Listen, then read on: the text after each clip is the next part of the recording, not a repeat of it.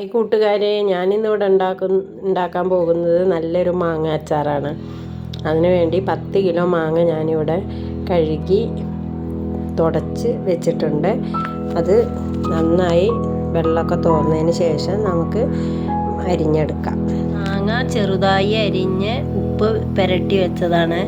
അതിലേക്ക് വേണ്ട സാധനം ഒരു 200 ഗ്രാം സാദാ മുളക് പൊടി, 200 ഗ്രാം കാശ്മീരി ചില്ലി, ഒരു 2 ടീസ്പൂൺ കായംപൊടി, 2 ടീസ്പൂൺ മഞ്ഞൾപ്പൊടി, പിന്നെ ഒരു 3 ടീസ്പൂൺ ഉലുവയും കടുകും വറുത്ത് പൊടിച്ച, ആവശ്യത്തിന് ഉലുവ, ആവശ്യത്തിന് കടുക്. ഇനി 1/2 കിലോ വെളുത്തുള്ളി തോല് കളഞ്ഞ് വൃത്തിയാക്കിയത്, 100 ഗ്രാം ഇഞ്ചി ചെറുതായി അരിഞ്ഞത്, ഒരു 300 ഗ്രാം പച്ചമുളക് വട്ടത്തിലരിഞ്ഞത്, ആവശ്യത്തിന് കറിവേപ്പില, ഉപ്പ് ആവശ്യത്തിന്, ഒരു 1/2 ലിറ്റർ വിനാഗിരി.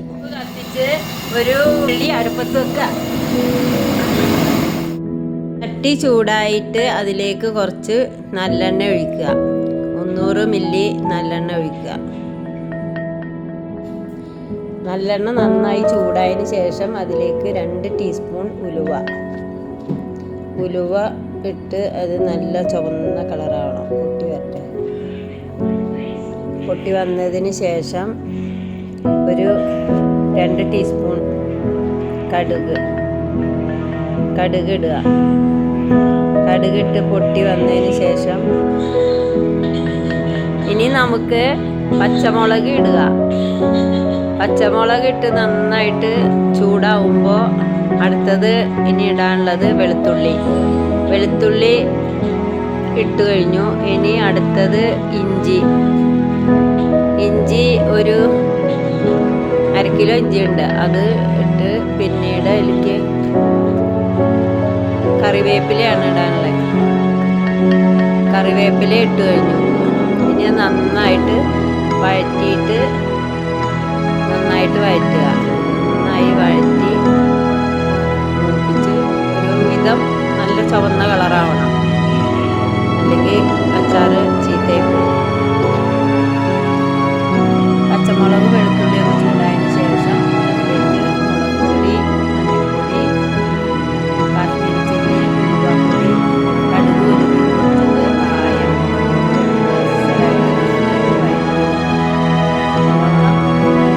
ബ്രൗൺ കളറാവുന്ന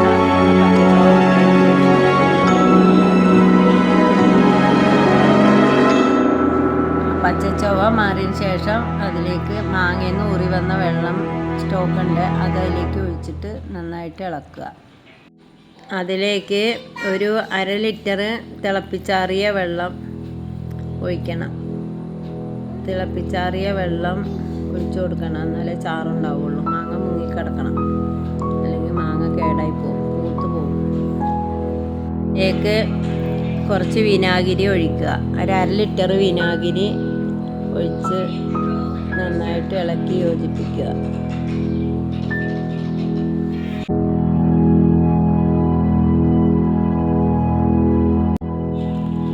ഇനി ഈ കൂട്ടിലേക്ക് നമ്മൾ അരിഞ്ഞു വെച്ചിരിക്കുന്ന മാങ്ങ ചേർക്കുക.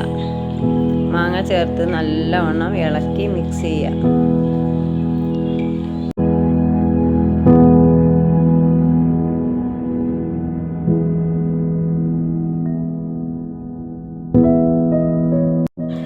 ഇനി നമുക്കിതിലേക്ക് മസാല കുറച്ച് കുറവാണ്, അപ്പോൾ നമുക്ക് ലേശം കാശ്മീരി ചില്ലി പൊടി കൂടെ ആഡ് ചെയ്യാം. ഇനി ഇത് നല്ലപോലെ 2 മിനിറ്റ് നല്ലോണം ഇളക്കി യോജിപ്പിച്ച് മിക്സ് ചെയ്ത് നമുക്ക് റെഡിയാക്കി എടുക്കാം. അപ്പോൾ അങ്ങനെ നമ്മുടെ അച്ചാർ റെഡി ആയിരിക്കും. വീഡിയോ ഇഷ്ടപ്പെട്ടാൽ ലൈക്ക് ചെയ്യുക, ഷെയർ ചെയ്യുക, കമൻറ്റ് ചെയ്യുക, സബ്സ്ക്രൈബ് ചെയ്യുക. അപ്പോൾ അടുത്തൊരു വീഡിയോ ആയി വരുന്നവരെ എല്ലാവർക്കും ബൈ.